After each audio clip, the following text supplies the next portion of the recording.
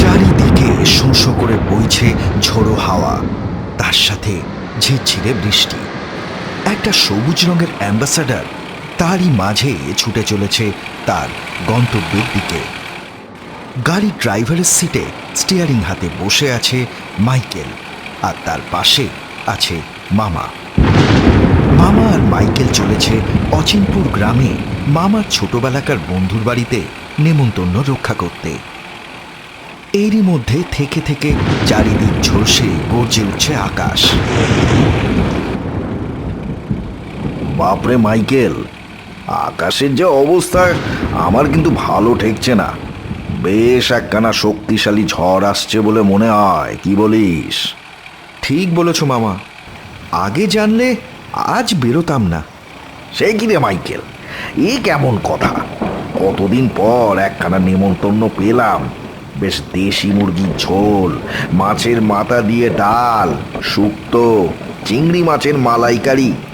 আহা, আর শেষ পাতে বেশি না, ওই 20খানা রসগোল্লা, এই আর কি। একদম জমে যাবে।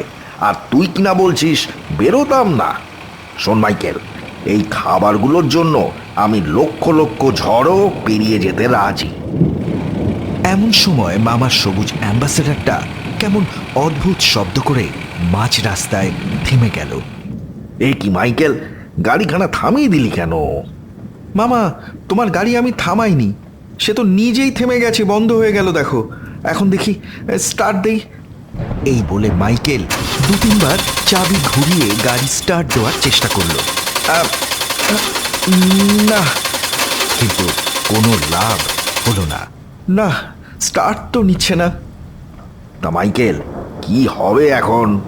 কি আর হবে মামা, আশেপাশে দূর দূরান্ত কিছুই তো চোখে পড়ছে না। মনে হচ্ছে আজ রাতটা আমাদের গাড়িতে বসেই কাটাতে হবে। কি বলছিস রে মাইকেল, গাড়িতে? এদিকে আমার পেটে তো ইঁদুরগুলো কাবাডি খেলছে রে। এমন সময় মাইকেলের চোখে পড়ল দূরে একটা মিটমিট করে আলো জ্বলছে। মামা, ওই ওই দেখো, একটা আলো জ্বলছে। ওখানে গেলে আমরা কিছু না কিছু সাহায্য তো নিশ্চয়ই পাবো, কি বলো?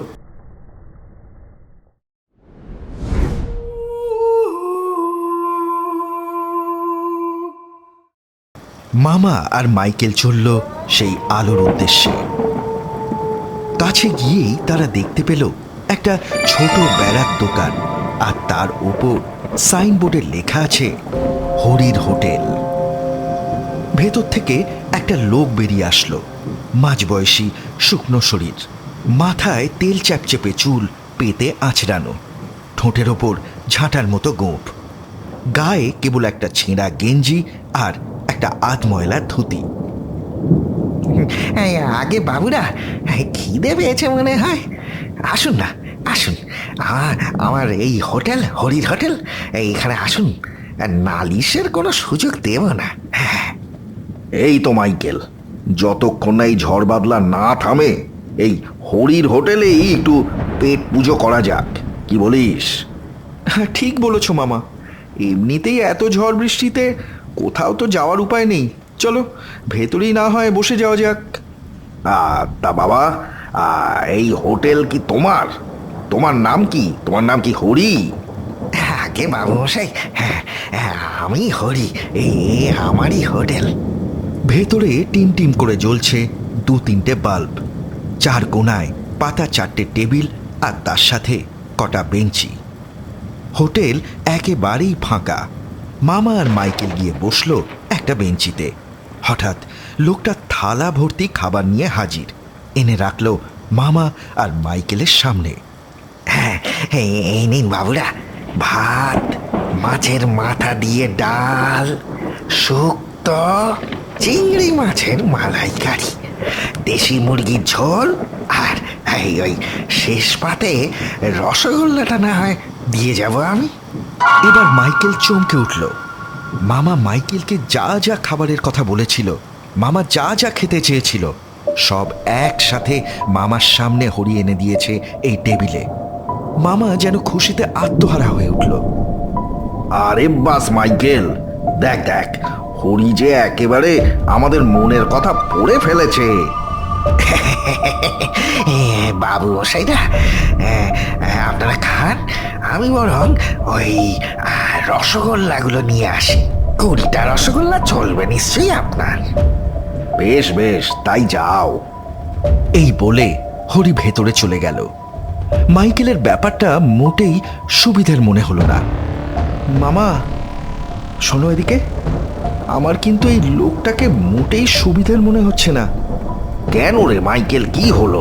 এই খাবারগুলো বাসি নাকি? না গো মামা, তা নয়।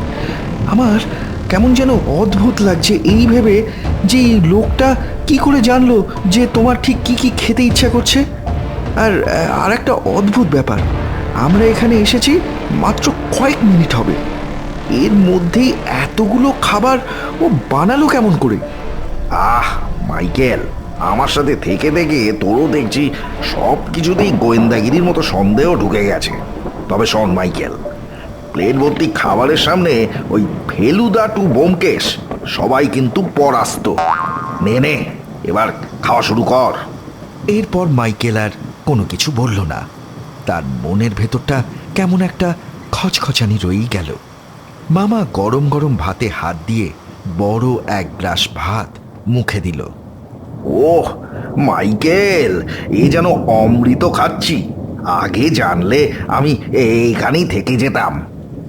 তা থেকেই যান, বারণ করলো কে? হ্যাঁ? হঠাৎ পাশের টেবিল থেকে একটা খসখসে গলায় কে যেন বলে উঠল।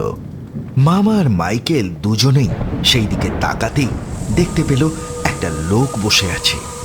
মুখটা আলো আঁধারিতে ঠিক বোঝা যাচ্ছে না। মাইকেল স্পষ্ট দেখেছে যখন তারা হোটেলে ঢুকেছিল তখন ভেতরে একটাও লোক ছিল না। তাহলে এই লোক হঠাৎ এখানে আসলো কেমন করে? মাইকেল এইসব ভাবছে এমন সময় লোকটা আবার বলল, হরির হোটেলে একবার যে খায় সে আর ফিরে যায় না, এখানেই থেকে যায়। এই যেমন এরা।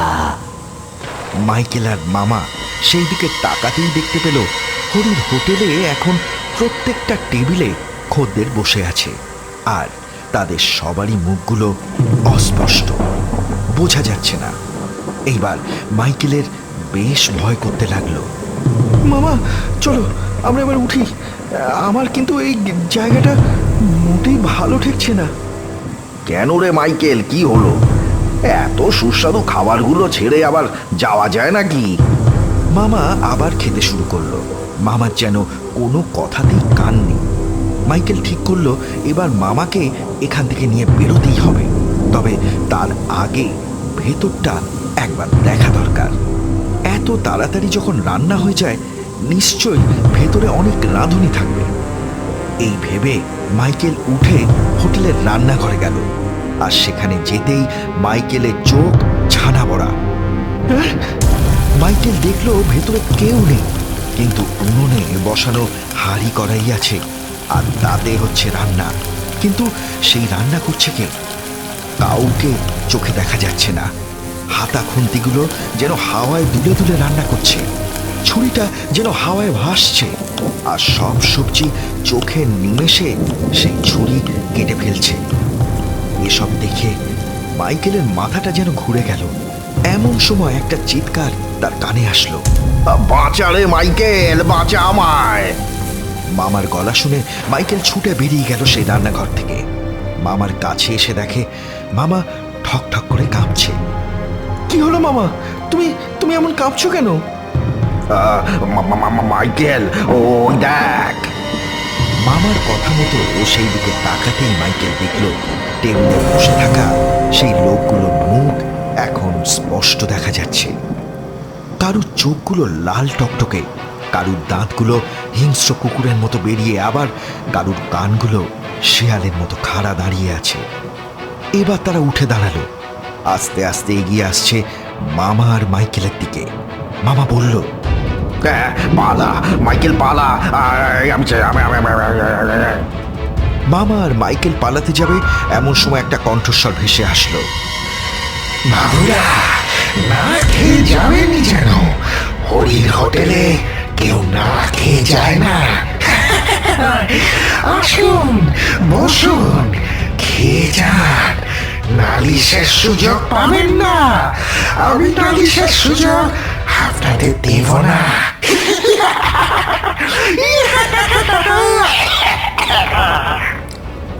বলেই একটা খিক খিক করে হাসি ভরে উঠল চারিদিক, আর তার সাথে সাথে সেই বিকট মুখের লোকগুলো ঘিরে ধরল মাইকেল আর মামাকে।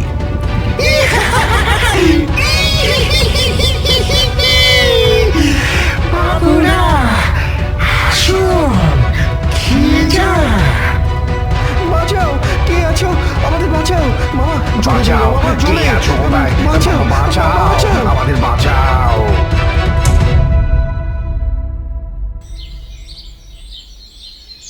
রাতের ঝড় বৃষ্টি থেমে সকালে ঝলমলে রোদ চারিদিকে ভরিয়ে তুলেছে।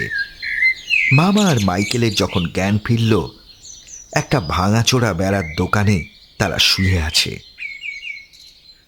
সেখান থেকে বেরিয়ে রাস্তায় আসতেই একটা লোক মামাকে ডেকে জিজ্ঞাসা করল, এই যে গোলগোবিন্দ, ব্যাপার কি? তোমাদের না কাল রাতে আসার কথা ছিল? আমি তো তোমার অপেক্ষায় সারা রাত বসেছিলাম। নিশ্চয়ই ঝড়ের জন্য আটকে পড়েছিলে। নাও নাও, চলো দেখি এবার। মামার সেই বন্ধু কিছু বলার আগেই নিজেই পুরোটা বলে গেলেন। অগত্যা মামার সেই বন্ধুর সাথে মামা আর মাইকেল চলল তার বাড়ির দিকে।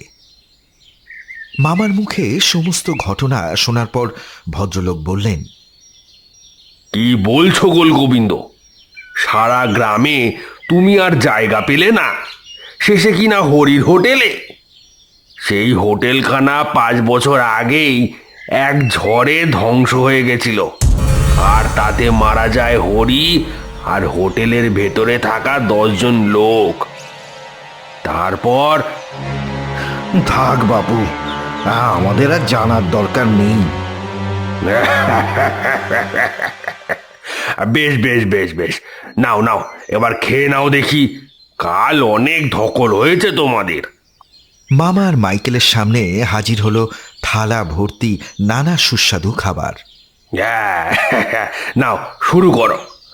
আমার গিন্নি বেশ করে রেঁধেছে তোমাদের জন্য।